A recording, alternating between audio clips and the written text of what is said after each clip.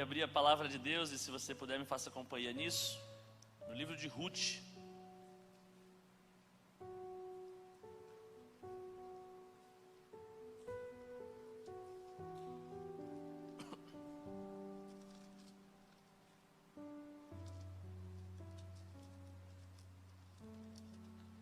Se eu achar, nós leremos o capítulo 2 do livro de Ruth.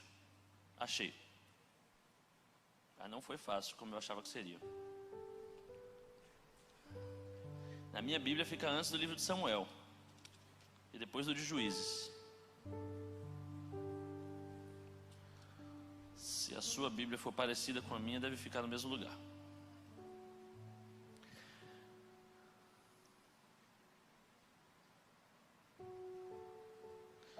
Ruth, capítulo 2, versículo 8 diz assim: Então Boaz disse a Ruth: Escute, minha filha, você não precisa ir colher em outro campo, e nem se afastar daqui. Fique aqui com as minhas servas. Fique atenta ao campo onde forem colher, e vá atrás delas. Eu dei ordem aos servos para que não toquem em você. Quando você ficar com sede, vá até as vasilhas e beba da água que os servos tirarem. Então Ruth se inclinou e, encostando o rosto no chão, disse a Boaz: Por que o Senhor está me favorecendo e se importa comigo, se eu sou uma estrangeira? Boaz respondeu: Já me contaram tudo o que você fez pela sua sogra, depois que você perdeu o marido. Sei que você deixou o pai, mãe e a terra onde nasceu e veio para um povo que antes disso você não conhecia. O Senhor lhe pague pelo bem que você fez. Que você receba uma grande recompensa do Senhor, Deus de Israel, sob cujas asas você veio buscar refúgio. Louvado seja o nome do Senhor, que o Senhor nos abençoe com a sua palavra.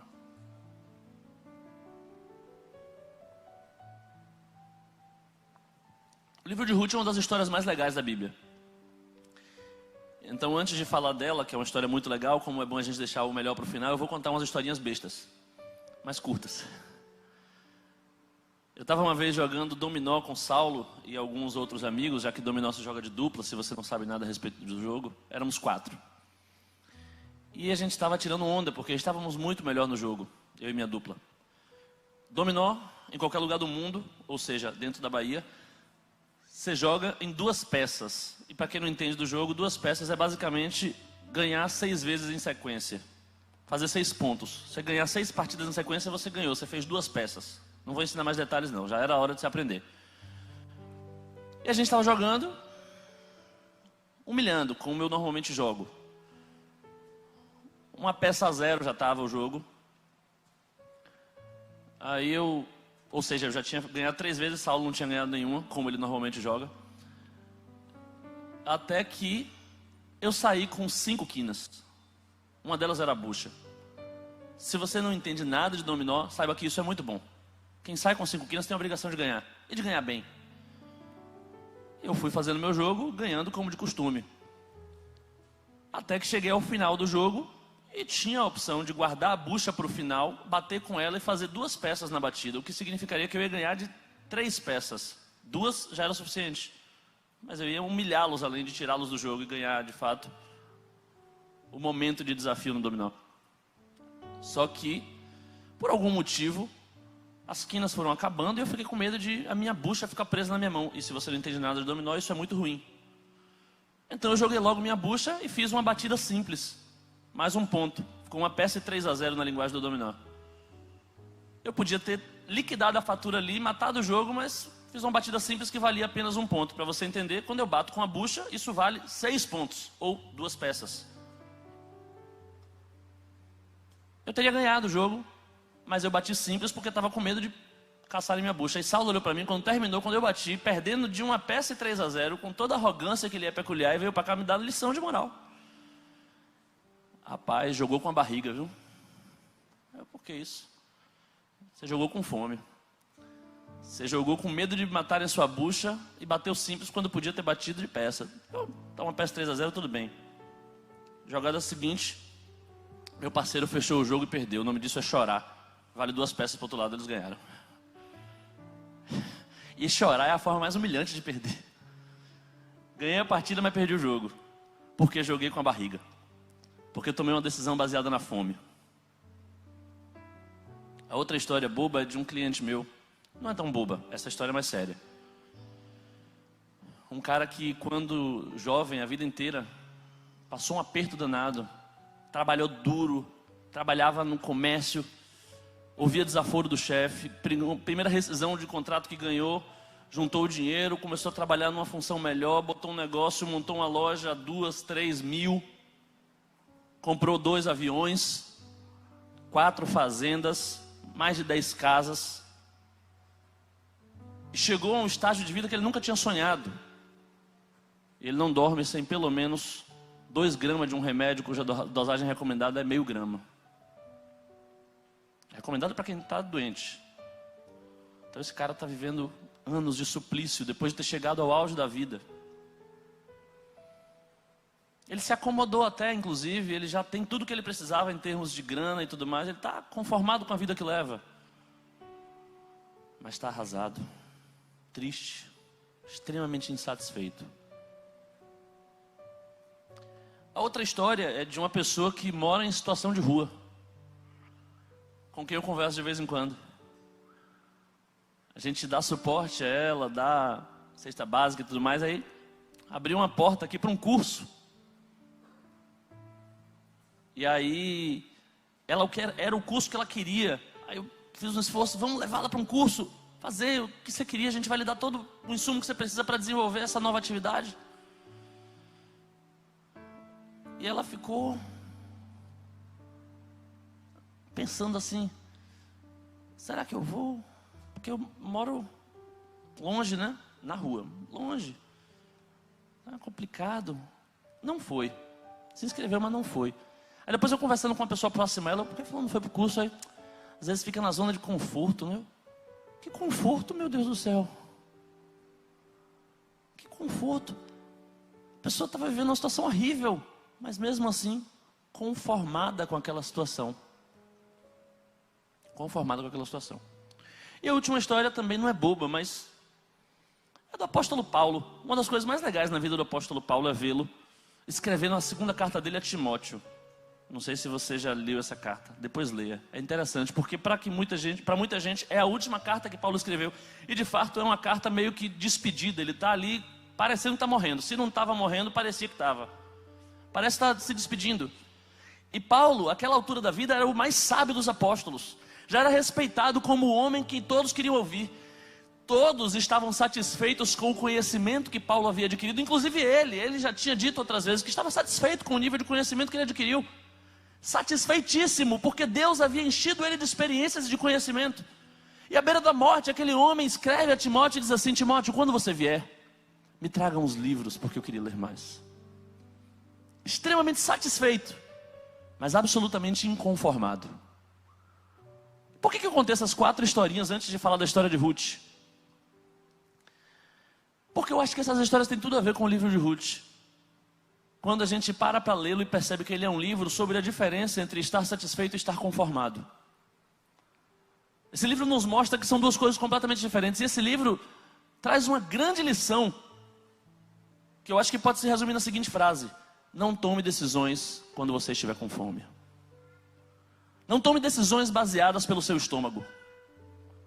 Não tome decisões baseadas nas suas necessidades, naquilo que te falta. Não tome decisões baseadas e guiadas pelo seu estômago. Acho que essa é a grande lição do livro de Ruth. Não deixe o seu estômago decidir o seu futuro. Vamos entender por que eu acho que essa é a grande lição do livro de Ruth. O que acontece no livro de Ruth? Eu contei histórias curtas, fazendo-as parecer mais longas. E agora eu vou contar uma história mais longa de um jeito mais curto, para compensar. Então, não se dê por satisfeito e nem tampouco por conformado com a historinha que eu vou contar aqui, tá? Não acredite em mim. Leia depois o livro de Ruth inteiro e veja se é isso mesmo. E depois, se for o caso, me mande até um direct dizendo: falou besteira, hein? Não tinha nada a ver com aquilo. Ou dizendo: rapaz, é aquilo mesmo. Leia, tire suas conclusões e interaja. Diga o que você achou do livro de Ruth. Mas leia. Leia ele todo. É curtinho, 4 capítulos. E é tipo uma novela, assim, sabe? É bem romântico, suspense, drama. Você chora, depois você ri. Tem piada no livro. Tem quase uma talaricagem. Criei a expectativa agora, por que tem isso? Depois você vê. Não é o assunto da mensagem de hoje, então foi só para criar a expectativa mesmo. É um livro muito legal, leia. Para a gente entender o suficiente da história para o que a gente está falando aqui hoje. Tinha um cara chamado Elimeleque, morando numa cidade chamada Belém, que pode ser traduzida em português como a casa do pão, o lugar da comida. Elimeleque morava lá. E ele era de uma tradicional família de Belém, ele tinha orgulho de ser da casa da comida, ele tinha orgulho de ter comida em casa. Ele tinha 2 filhos. Ele tinha uma mulher. Ele tinha uma história, ele tinha uma tradição em Belém. Até que houve em Belém uma fome. Até que faltou pão na casa do pão. Até que a cidade na qual ele crescera, da qual ele se orgulhara, até que o projeto em que ele estava envolvido há gerações passou por um momento difícil. Até que as circunstâncias mudaram. E Elimeleque sentiu fome. Ou talvez viu a perspectiva de sentir fome. E quem assistiu a mensagem de hoje de manhã sabe que sentir fome não é legal. Inclusive, você devia sentir fome de vez em quando para aprender o quanto sentir fome não é legal. Assista a mensagem de manhã que você vai entender sobre o jejum. Elimeleque sentiu fome involuntariamente. Não foi um jejum. Não foi uma decisão que ele tomou. Não, foram as circunstâncias ao redor dele que mudaram. E quando as circunstâncias mudaram, Elimeleque pulou do barco, roeu a corda, rompeu. E esse livro é um livro sobre rupturas. É a primeira grande ruptura do livro. Elimeleque rompe com Belém, com toda a sua tradição familiar, com toda a sua história, com todos os seus valores, com toda a sua religiosidade, com tudo que havia em Belém, ele rompe. E sai de Belém para procurar coisa melhor, porque estava com fome. Ele sai de Belém para não correr o risco da fome. E é engraçado porque a mulher dele, Noemi, ela vai dizer no versículo... esqueci qual foi o versículo. 20 e 21 do capítulo 1. A mulher dele, Noemi, vai dizer que quando eles saíram, eles não estavam inconformados com aquela situação, não estavam conformados com a situação, estavam felizes. Eles saíram de lá felizes. Ela diz, eu saí de Belém ditosa. Eu estava insatisfeita, mas eu estava conformada. Eu não estava querendo mudar, eu não estava querendo ser outra pessoa, eu não estava querendo ser melhor, não, eu só estava querendo matar minha fome. Eles saíram de Belém porque estavam com fome. Foram para Moabe, uma cidade que era tida naquela época como uma cidade amaldiçoada. Era um lugar que causaria espanto aos parentes de Elimeleque. Era uma região tida como inferior, tida como idólatra, como pervertida. Para aquela época isso fazia muito sentido, isso valia muito, isso significava muito. Então o homem sair de Belém para ir para Moabe era uma grande ruptura. Rompia toda uma tradição, todo um projeto. Ele rompe, sem problema nenhum, porque estava com fome. E eles vão para Moabe e matam a fome. Eles acham comida em Moabe e começam a viver ali. Se estabelecem ali, se acomodam ali, se conformam ali. Porque mataram a fome. Ficam até satisfeitos. Eles saem de Belém insatisfeitos, porém conformados. Chegam em Moabe, ficam satisfeitos e conformados. Matam a fome e não querem mais ser outras pessoas que não aquelas pessoas que vivem em Moabe. Constituem família em Moabe. Os 2 filhos de Elimeleque e Noemi, que é a sua esposa, se casam em Moabe. Se tornam moabitas no modo de viver, no modo de ser, no modo de casar, no modo de criar seus filhos, se é que eles tivessem, ainda não tinham, como a gente vai ver aqui. Mas se estabelecem ali, matam a fome e morrem ali. Elimeleque morre ali. Malom, Quilion, os filhos de Elimeleque e Noemi morrem ali. E se a gente está falando de uma sociedade de 3.000 anos atrás quase, 3 mulheres ficam sozinhas dentro de uma casa em Moabe. Eram 3 mulheres sem nenhum provedor, sem nenhum recurso, sem ninguém para trazer comida para dentro de casa. E uma delas estava num lugar que ela considerava amaldiçoado, ao qual ela já tinha se conformado. E aquela satisfação que veio quando eles comeram, vai embora de vez. E agora eram 3 mulheres insatisfeitas. E a gente vai ver que para elas não restava muita alternativa a não ser romper novamente, dessa vez com Moabe.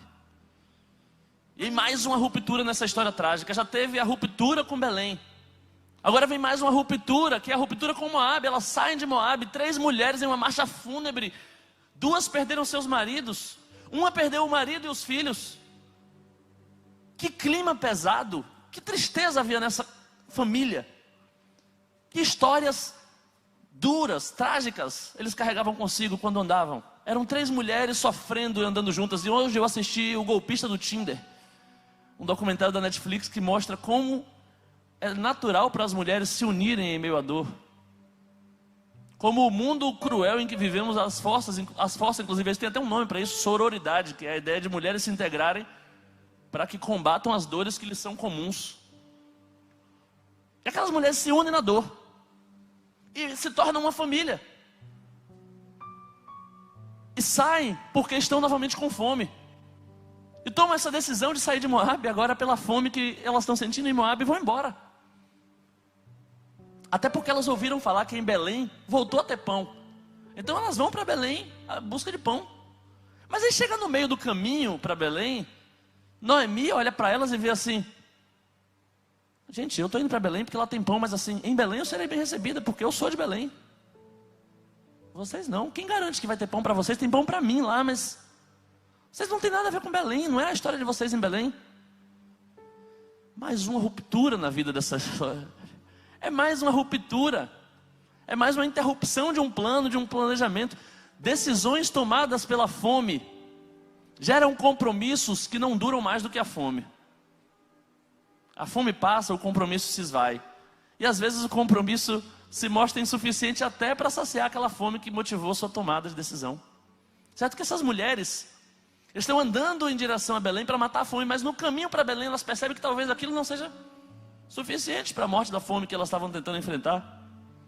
Aí Noemi vira para elas duas e diz assim: voltem para casa, vão para a casa de suas mães, vão para um lugar onde vocês se sentem minimamente confortáveis. Estamos conformados com essa realidade que enfrentamos, aceitem e vão resolver isso do jeito de vocês. E a Bíblia diz que elas choram.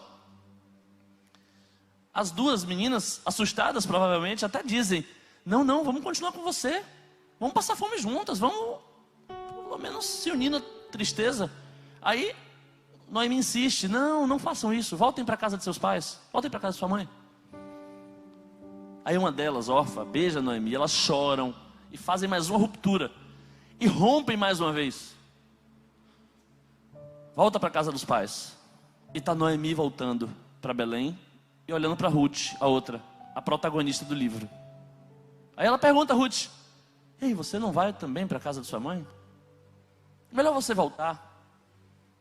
Só que, gente, Ruth, Orfa, viviam em Moabe desde que nasceram. Estavam acostumadas a viver numa cidade que era tida como maldita. E eu não sei muito sobre Orfa, a Bíblia não conta detalhes sobre a experiência dela. Mas Ruth, a gente vê, era uma mulher absolutamente inconformada. Era uma mulher que não estava disposta a ser como as pessoas ao seu redor. Ela queria ser melhor, ela queria ser diferente. Tanto que em Moabe havia deuses aos quais as pessoas se prostravam. Mas quando Ruth vai conversar com Noemi, Ruth fala de um Deus que ela só conheceu porque teve a experiência quando Noemi a conheceu, quando ela se casou com o povo que veio de Judá. Ela conheceu um Deus diferente. E ela fala desse Deus quando vai conversar com Noemi. Ela vai dizer assim: ó, não me instes para que te deixe, porque onde quer que tu fores, irei eu. Onde tu pousares, ali pousarei eu. E o teu Deus será o meu Deus, o teu povo será o meu povo, e faça-se esse Deus, e faça-me esse Deus, faça-me Jeová. O que Ele quiser fazer, se qualquer coisa que não seja a morte me separar de você. Ruth olha para Noemi e diz assim: basta. Daqui para frente não haverá mais rupturas. A minha vida mudou. E eu tomarei decisões que eu honrarei e cumprirei por todo sempre. Eu não quero mais rupturas em minha vida. Eu estou com você até a morte, para o bem ou para o mal, para passar aperto ou não passar. Deus é minha testemunha. Eu não quero mais rupturas em minha vida. Ruth diz a Noemi: eu quero caminhar contigo, eu não quero mais separações. Já chega, nossa família está marcada por rupturas. Em algum momento isso tem que parar, em alguma hora isso tem que parar. E Ruth resolve seguir Noemi. Noemi olha para ela e diz: minha filha, que o Senhor abençoe essa sua decisão, que o Senhor faça com benignidade para com os vivos e para com os mortos, que o Senhor preserve a memória dos que foram, que o Senhor dê novas experiências aos que virão, que o Senhor te abençoe. Eu particularmente não tenho nada para te oferecer, mas assim, você quer continuar comigo? E Ruth diz para ela: eu quero continuar com você, não é pelo que você vai me oferecer, mas é pelo que eu já recebi. Eu não estou mais com fome querendo saciar a minha falta. Eu estou consciente e resolvida com base naquilo que eu já alcancei. E a Bíblia diz assim: e Noemi, vendo que Ruth já estava resolvida, nem tentou mais convencê-la do contrário. Ruth estava resolvida. E aí Ruth segue com Noemi, ainda com fome, ainda com necessidades. Até que a Bíblia diz assim: casualmente, por uma circunstância da vida, por uma coincidência, por algo que não estava dentro do plano, Ruth entra no celeiro de um cara chamado Boaz. E aquele cara chamado Boaz olha para Ruth e tem um amor à primeira vista que raras vezes acontece. E quando ela entra na roça de Boaz, Boaz olha para os servos dele e pergunta: quem é aquela ali, velho? Os servos dizem: rapaz, parece que veio de Moabe, acompanhando a sogra. Ela disse que não quer mais rupturas na vida. Ela disse que vai seguir a sogra como alguém determinado e que vai acompanhar aquela nova experiência que ela agora sabe que ela quer para si. Aí Ruth disse: olha, vou dar uma força a essa menina aí, eu vou fortalecer essa menina aí. O que ela precisar dê. Encha ela de comida, protege ela, cuida dela, não deixa ela ir para outro lugar não. E chama essa menina e diz para ela assim: ó, você achou o que você procurava, não vá mais a outro canto, é aqui que você vai ficar. Para ler o resto da história, você continua em casa. No que nos cabe falar, até aqui tá bom. O que essa história tem a ver com as 4 histórias que eu contei no começo e com o que eu disse que era o tema do livro de Ruth? Talvez a sua vida e a minha vida, como a vida da história do livro de Ruth, tenha sido uma sucessão de rupturas, de projetos interrompidos, de dietas que só duram uma semana e olhe lá, de empregos nos quais a gente não consegue parar, de caminhos que a gente não consegue concluir. E talvez você, como Ruth, esteja cansado disso. Começo de ano é sempre a hora de a gente pensar em que coisas a gente quer fazer esse ano, e aí vem aquele monstro dizendo: eu já tentei tudo isso e eu já parei outras vezes. Com certeza eu vou parar em algum lugar, vai ter uma nova ruptura no meu caminho. E a gente certamente se assombra com esse medo. Então o que aconteceu com a vida de Ruth? Para que em determinado momento ela conseguisse dar um basta nisso. Ruth estava vivendo. Ela ouviu que o marido dela saiu de Belém porque estava com fome. Ela viu que o marido dela se acomodou ali porque achou comida. Ela viu que a sogra dela estava querendo ir embora dali porque faltou comida. E começou a perceber: decisões tomadas pela fome não duram mais do que a própria fome. E o que isso significa, gente? Sempre que você decide algo importante na sua vida, sempre que você assina um compromisso baseado naquilo que lhe faltava naquele momento: vou aceitar esse emprego porque o que eu preciso é de dinheiro e ele paga dinheiro, então eu vou aceitar. Quando essa fome passa e o dinheiro chega, outras fomes surgem ou a vontade de ir embora toma conta de você. E aí você rompe com um projeto que você achou que duraria um pouquinho mais. Tem gente que casa porque quer ter uma vida íntima ativa. E aí, ou quando o casamento enfrenta problemas que inviabilizam a intimidade, ou quando você vê que mesmo com a vida íntima ativa, outras coisas ainda não te satisfazem, outras coisas ainda lhe faltam, dá vontade de sair do casamento. Gente que quer ser advogado porque achou que a série Suits de televisão era realista, e aí a vida de todo mundo vai ser de Harvey Specter. Aí você bota um paletó, bota uma gravata, fica bonito e continua se sentindo vazio. e já começa a pensar que talvez outra carreira fosse melhor para você. Decisões tomadas pela fome, pela vontade de se preencher, pela vontade de saciar um vazio que o seu estômago clama. E Paulo, o apóstolo, ele fala sobre pessoas assim, ele chama essas pessoas assim de inimigas da cruz. Paulo diz: eu choro, eu encho os meus olhos de lágrimas quando eu penso que no meio de vocês tem alguns que têm como Deus o próprio ventre. Tem alguns que se movem pela fome que estão sentindo. Tem alguns que pensam o que vão fazer essa semana pelo que lhes faltou na semana passada. Estão pensando assim: eu estou com fome disso, então eu vou atrás disso. Agora o que eu queria era a riqueza, então eu vou voltar os meus olhos para a riqueza. Eu estou com uma necessidade de afirmação, então eu vou falar mais alto que todo mundo em toda reunião para ver se me valorizam. Eu preciso ser amado, então eu vou botar um shortinho que todo mundo vai me amar. Eu estou com fome de receber carinho, então a primeira pessoa que acenar na rua dando carinho, eu vou entrar no carro dela. Eu queria muito que alguém me admirasse, então eu vou fazer o que for com o meu corpo para ser do jeito que são os corpos que as pessoas admiram. Decisões baseadas na fome geram rupturas traumáticas, geram interrupções das quais ninguém tem orgulho, geram tristezas que entram para a história. O livro de Ruth, durante o começo, é todo sobre isso, sobre decisões baseadas na fome e sobre as rupturas traumáticas decorrentes dessas decisões. Até que uma decisão é tomada de uma forma diversa. Até que alguém para e pensa: fome vem e vai.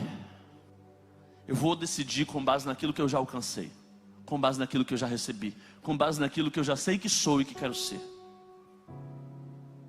Ruth olha para Noemi e diz assim: o amor que surgiu no meu coração a partir do jeito como você me tratou, do relacionamento que a gente desenvolveu, aquilo que você me deu, e ela nem diz o que é. A gente não sabe como eram as conversas de Ruth e Noemi, a gente não sabe como era o tratamento de Ruth e Noemi. A gente só sabe que Noemi deu a Ruth algo, e ela passou a decidir a vida dela a partir do que ela já tinha e não do que lhe faltava.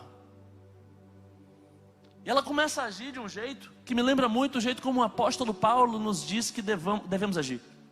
Paulo diz assim aos Filipenses: eu não julgo que eu já tenha me tornado tudo aquilo que eu gostaria de ser. Eu estou ainda seguindo a Cristo, mas uma coisa eu já faço: eu já caminho conforme aquilo que eu já recebi. Eu digo a vocês todos: andem naquilo que vocês já alcançaram de Cristo. Ajam de acordo com aquilo que Cristo já lhes deu.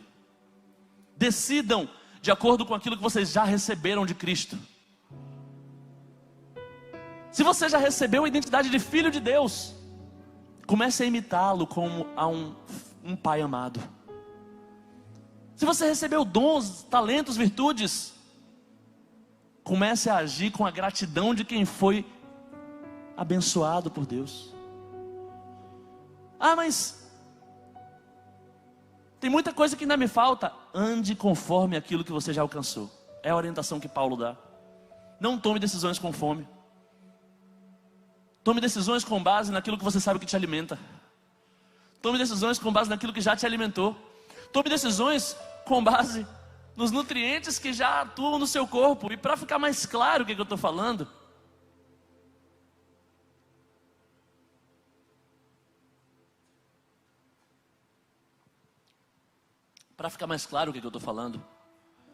faça um scan na sua vida, dê uma analisada, dê uma checada nos últimos passos, nos últimos projetos, nas últimas coisas que você começou a fazer. E pare para pensar quantas delas de fato tinham a ver com você, com a identidade que Deus colocou em você, com os talentos que Deus plantou em você. Quantas vezes você procurou saber o que havia de você que podia melhorar o mundo ao seu redor? Quantas vezes você se preocupou em como você podia contribuir com as situações nas quais você se encontra? Tem uma frase famosa que atribui ao presidente Kennedy, norte-americano. Ele diz assim: pare de procurar saber o que o seu país pode fazer por você. Comece a pensar no que você pode fazer pelo seu país. Essa é uma chave interessantíssima para a nossa vida. Ao invés de começar a se perguntar o que te falta, comece a olhar para o que você já tem. Comece a olhar para o que Deus já te deu. Comece a pensar em como você pode usar o que você já é, o que você já tem, para abençoar o mundo ao seu redor. Comece a pensar não em o que é necessário para você, mas no que você é necessário. Ruth olhou para Noemi e disse: talvez eu de fato não tenha comida em Belém, mas o que eu não admito é que você não me tenha em Belém. Porque antes de me preocupar com o que eu preciso, com o que ainda me falta, eu quero dizer para você o que eu já tenho. E eu quero lhe abençoar com isso. Noemi, daqui para frente eu assumo a responsabilidade por você. Noemi, daqui para frente o pouco que eu tenho eu lhe dou. Daqui para frente, Noemi, eu quero abençoar aqueles ao meu redor com as coisas que eu tenho e que eles podem precisar. Daqui para frente eu quero tomar decisões baseadas nas virtudes que Deus já plantou em mim, nas palavras que Deus já revelou a mim. Eu quero agir de acordo com o que eu já alcancei. E essa mulher tomou uma decisão baseada naquilo que ela já recebeu. Me lembrando muito de Pedro e João, os apóstolos. Então logo Jesus ressuscita, eles vão andando pela rua e encontram um coxo na porta do templo. E quando eles encontram esse coxo, eles passam por uma experiência que para eles era muito difícil, porque durante 3 anos eles andaram com Jesus. E Jesus nunca disse a ninguém: eu não tenho. Porque ele é o rei do ouro, da prata. Jesus não fazia nada que desse dinheiro, mas um dia alguém chegou: Jesus, eu preciso pagar o imposto. A gente precisa pagar o imposto. O que a gente faz? Jesus, pega um peixe ali, tem um peixe ali que está com dinheiro dentro dele. Ele engoliu uma moeda, você vai pescar ele, vai pegar essa moeda, a gente vai... Nunca dizia não tenho, nunca tinha falta de nada. Eles andaram com um Jesus que tinha de tudo. E aí eles estão andando em direção ao templo. Na primeira vez que eles estão indo ao templo, até onde a gente sabe, primeira vez não dá para afirmar isso, mas uma das primeiras vezes que eles estão indo ao templo, depois que Jesus ressuscita. E aí o coxo pede a eles justo o que eles não tinham. Pede assim: por favor, me dá alguma coisa, uma prata, um ouro. Aí eles olham para o que eles não tinham e deixam bem claro: eu não tenho prata e nem ouro, mas eu não vou tomar uma decisão aqui baseada no que eu não tenho. Eu vou tomar uma decisão baseada no que eu já tenho. Então eu vou fazer o seguinte, senhor coxo: eu não tenho prata nem ouro, mas o que eu tenho, isso eu vou lhe dar. E eu tenho uma experiência com um Deus que levanta coxos. Por isso, em nome de Jesus Cristo, o Nazareno levanta e anda. E aquele homem levantou e andou e glorificou o Senhor e entrou no templo com eles. Porque faz uma diferença enorme para o mundo quando você começa a dar o que você tem, ao invés de se mover pelo que você não tem. Quando você para de tentar suprir as suas carências e começa a revelar suas virtudes, e começa a demonstrar o que Deus lhe deu, você começa a gerar compromissos sólidos que você é capaz de manter. E Deus começa a desenvolver mais ainda. E se você começa a usar o que Ele te deu, Ele começa a te dar mais coisas. Porque Ele sabe que com você Ele pode contar. Que o que Ele põe na sua mão não fica parado. Que os talentos que Ele te dá são úteis. Que se Ele colocar na sua vida alguma coisa, essa mesma coisa vai chegar na vida de outros. Porque você vai apresentar essa mesma coisa para quem passar na sua frente. E Deus começa a dar. E o apóstolo Paulo diz assim: e Deus não deixa faltar semente no celeiro daquele que semeia. Se coloque de pé, por favor, a gente já está encerrando. Ruth encontra com Boaz. Casualmente. Foi uma casualidade, ela não planejou aquilo. Ela não tinha controle sobre o que ia acontecer. Mas desde a eternidade Deus havia programado aquele encontro. Um encontro que ela não viveria se ela não tivesse tomado a decisão de agir de acordo com aquilo que ela já recebeu do Senhor. E quando ela se encontra com Boaz, ele diz para ela o seguinte: você não precisa ir a outro lugar. Pare de procurar, você já achou. E é isso que Deus quer te dizer hoje à noite. A grande diferença entre estar satisfeito e estar conformado é que estar satisfeito é estar cheio, é ter algo aqui dentro que de dentro para fora começa a se revelar. Enquanto ser conformado, tomar a forma daquilo que te pressiona ao seu redor, é estar preso, estar acomodado em uma situação, estar definido por alguém. Quando algo de fora te define, você está conformado. Quando algo de dentro se revela, você está satisfeito. E enquanto o apóstolo Paulo diz assim: quem anda com Cristo aprende a estar satisfeito em qualquer situação. Eu posso passar fome, eu posso ficar rico, eu posso ficar pobre, eu posso estar doente, eu posso estar saudável. Em qualquer situação eu estou satisfeito, porque eu sei o que Deus colocou em meu coração. Eu sei que eu sou filho dele, eu sei que eu tenho um papel no mundo, eu sei que o Espírito de Deus se move em mim. Mas o mesmo Paulo vai dizer: porém, apesar de satisfeitos, nunca se conformem nesse mundo. Transformem-se o tempo inteiro. Deixem isso que está dentro de vocês, satisfazendo vocês, vir para fora e fazê-los melhorar a cada dia. Busquem a cada dia ser alguém melhor, não para suprir uma falta que vocês já não têm, mas para revelar uma virtude que Deus plantou em vocês. Então o que eu lhe pergunto agora é: o que Deus já lhe deu? Se isso ainda não lhe satisfez, se você não se sente cheio, se você se sente vazio, se você não recebeu nada de Deus, não alcançou nada dele, peça a Ele para saciar a sua fome de uma vez por todas. Peça a Ele para encher o seu coração agora com o Espírito Santo. Se você ainda não tem essa experiência, se você ainda não se sente salvo em Cristo Jesus, ore ao Pai agora e peça: Pai, derrama em mim o Teu Espírito Santo, para que eu seja um filho, para que eu nunca mais precise andar por aí com fome e com sede. Enche o meu coração, Pai. Enche o meu coração para que eu saiba quem eu sou e para que eu haja de acordo com esse talento, com essa virtude que o Senhor plantou em mim. Mas se você já é crente, se você já está satisfeito, mova-se, não com base naquilo que lhe falta, não com base nas suas fomes, não com base nas coisas que você ainda queria alcançar. Em relação a essas coisas, entenda, você não precisa se conformar, você não precisa achar que está tudo bem. Aquilo que lhe falta é um motivo para que você melhore até chegar lá. Mas o foco não é no que lhe falta, o foco é em que Deus já lhe disse que você é.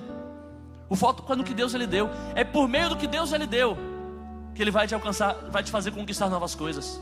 É por meio do que você já alcançou. E você alcançou uma experiência com Cristo, você alcançou uma experiência com Deus. Isso é muito, isso é suficiente para te orientar em todas as decisões que você precisa tomar daqui para frente. Toda decisão que você precisa tomar, Deus já lhe deu algo que vai te ajudar a te guiar.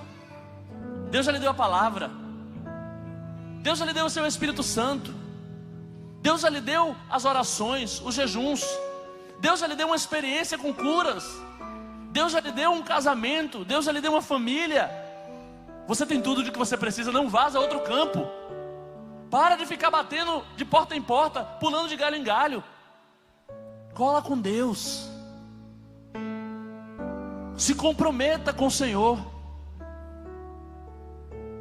Não vaza a outro campo, porque tudo que você precisar, o Senhor vai te dar aqui. Vamos cantar um louvor e ore ao Senhor, dizendo: Senhor, me mostra o que o Senhor já me deu. Me mostra quem eu sou e me guia nas minhas decisões com base nisso. Eu quero fazer o planejamento para esse ano com base no que o Senhor quer que eu seja, não na pessoa que eu olho as pessoas sendo e penso: poxa, isso me falta, eu queria ter. Não, me faz ver, Senhor, quem eu sou em Cristo. Me faz ver, Senhor, o que eu já tenho. E me faz cada vez mais melhorar a partir daquilo que o Senhor já me deu.